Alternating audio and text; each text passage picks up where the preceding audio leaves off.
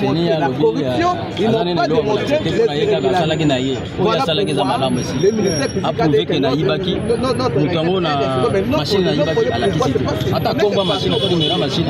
juge, à toute indépendance, va pouvoir réhabiliter la corruption.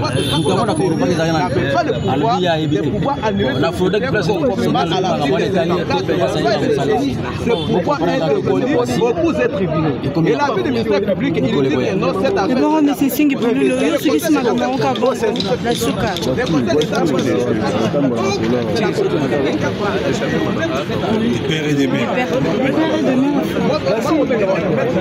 Bonjour. Vous trouvez ici en pleine audience de la Cour constitutionnelle. Vous êtes venu pour, vous êtes venu de la part de quel parti?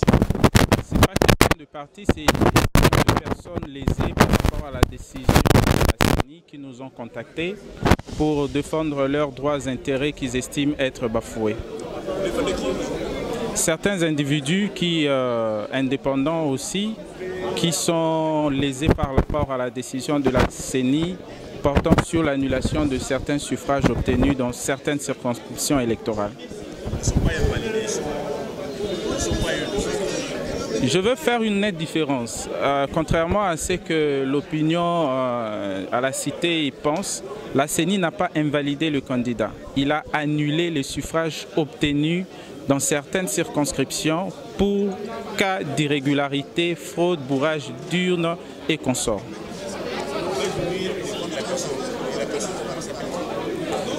Je suis lié par ce qu'on appelle le secret professionnel. Je ne sais pas vous dire qui pour lequel je suis venu défendre. L'essentiel est que je suis venu en tant qu'avocat défendre l'intérêt de celui-là que je ne sais pas dévoiler maintenant. Et quelle est la réponse de la Cour? La Cour a pris l'affaire en délibéré et nous attendons sa réponse qui interviendra au plus tard le jeudi. Est-ce que la Cour a déclaré votre requête fondée et recevable ou ce n'est pas fondé et recevable? Alors il y a plusieurs nuances. Il y a l'avis du ministère public qui était en notre faveur et nous attendons la suite. Donc vous êtes sur la bonne voie? Nous estimons que le droit est de notre côté. Donc, dans tout ça, si vous devez résumer les élections qui se sont passées, avec tout ce qui s'est passé là, vous pouvez dire que les élections étaient mal organisées ou il y a eu problème seulement au niveau de l'organisation? Dans chaque administration ou dans chaque œuvre humaine, il y a toujours des imperfections. Et les élections se sont déroulées, vous savez que c'est vraiment une première dans notre histoire que nous avons l'ensemble des cycles que nous avons connus, présidentielles, législatives, provinciales, même des élections municipales. C'est un pas déjà vers l'avant. On dit mieux vaut ça que rien. Et coup de chapeau à la CENI, et ce qui reste, c'est une correction matérielle, c'est des arrangements pour essayer de voir un peu s'il y a eu des erreurs, des cas d'irrégularité à revoir. Et voilà, c'est tout. Merci beaucoup, Maître Paul. De rien. Bonjour. Vous êtes trouvé ici dans l'audience de la Cour constitutionnelle. Vous êtes venu défendre. Je suis avocat du collectif des avocats défendant tous les candidats de l'IDPS Tshisekedi. Et nous en avons certains qui sont concernés dans la décision de 81 personnes dont les résultats avons été annulés le 5 dernier par la CENI. Vous venez à peine de sortir des audiences.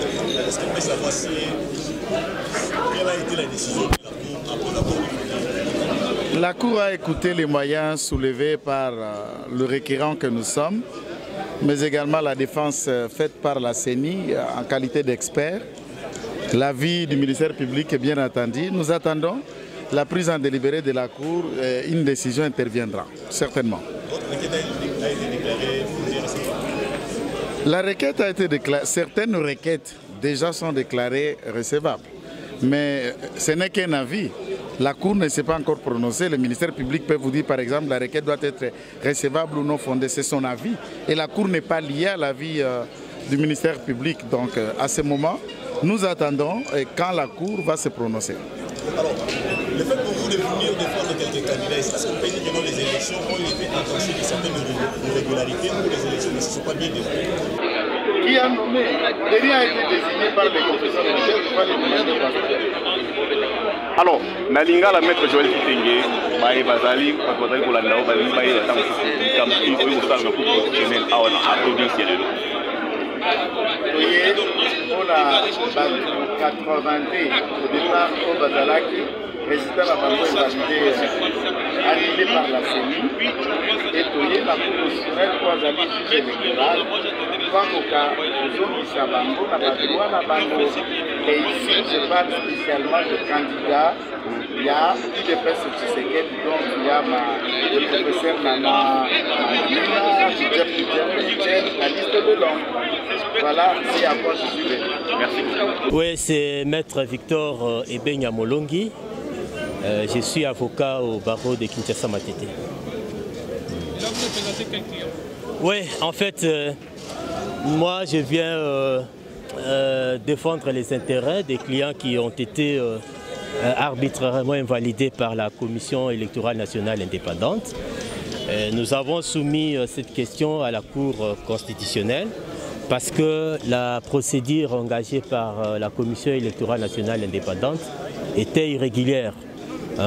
Parce que, vous savez, l'article 19 de la Constitution pose les principes contradictoires. Mais nos clients ont été surpris de voir que non, il y a une décision de la CENI qui les a invalidés sans pour autant que la CENI puisse préalablement les inviter. C'est comme ça que nous avons saisi la Cour constitutionnelle pour annuler cette décision parce qu'il n'y a aucune décision qui peut échapper à la censure des juges. D'où, comme c'est une décision prise dans le cadre des élections, les juges compétents dans les cas d'espèce, c'est la Cour constitutionnelle. Et aussi, il faut le relever, parce que la CENI dit que ces gens-là ont été invalidés parce qu'il y avait une fraude électorale, il y avait notamment aussi la corruption, et comme vous le savez, il y a un juge compétent pour la corruption, c'est le juge pénal. Il fallait au moins que les juges pénals puissent les condamner pour corruption avant que la CENI puisse les sanctionner. Parce que la CENI ne peut pas s'ériger en juge, la CENI ne peut pas commencer à sanctionner les gens.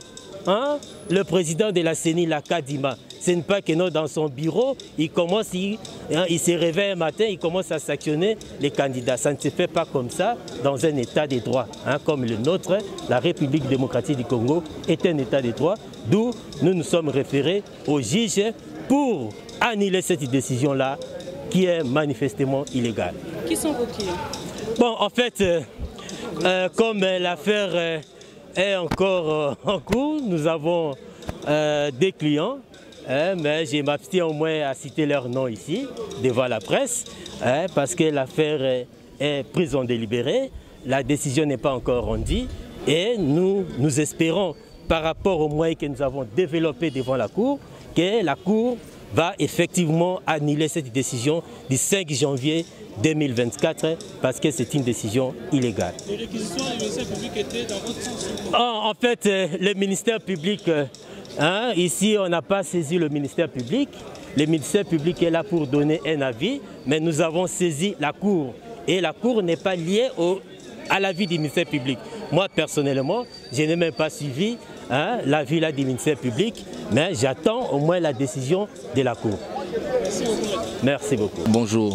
Vous avez trouvé ici un peu l'audience de la Cour constitutionnelle. Est-ce qu'on peut savoir si vous êtes venu défendre qui? Oui, nous sommes là pour défendre beaucoup de dossiers. Vous savez, c'est les contentieux des résultats. Et c'est maintenant que la Cour constitutionnelle est en train d'examiner l'œuvre de la CENI et éventuellement de corriger ce que la CENI aurait mal fait. Le rôle de la Cour constitutionnelle, c'est de juger de la transparence du processus. Donc aujourd'hui, il y a au moins 82 affaires qui passent aujourd'hui, où beaucoup de candidats qui se sont sentis lésés par la décision de la CENI, la proclamation des résultats provisoires des élections, ont saisi la Cour et c'est aujourd'hui que la Cour est en train d'écouter les arguments des uns et des autres avant de prendre sa décision. Est-ce que votre requête a été déclarée recevable? Non, pas encore. C'est le 18 que la Cour va rendre ses arrêts dans les différentes affaires. Aujourd'hui, la Cour est en train d'écouter les avis des avocats. Vous savez, dans notre jargon, nous appelons cela la plaidoirie. Un commentaire de ce qui a été écrit, ce qui a été déposé dans la requête. Aujourd'hui, les différents avocats, les différents conseils qui sont là, plaident respectivement pour leurs clients, c'est-à-dire les regroupements, les partis politiques et éventuellement les candidats qui ont eu à faire des recours. Et la Cour rendra ses arrêts le 18 et chacun de ces candidats connaîtra son sort. Alors, après avoir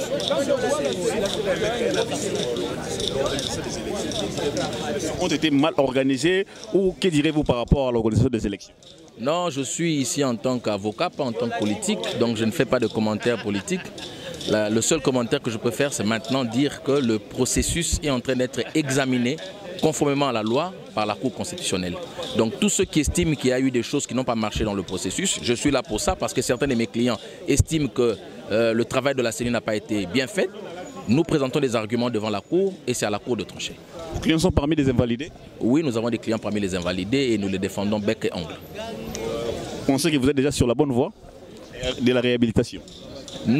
On ne peut préjuger de ce que la justice va trancher, mais nous avons présenté des arguments solides, des arguments costauds, des arguments vertébrés. Merci beaucoup, maître. Je vous remercie.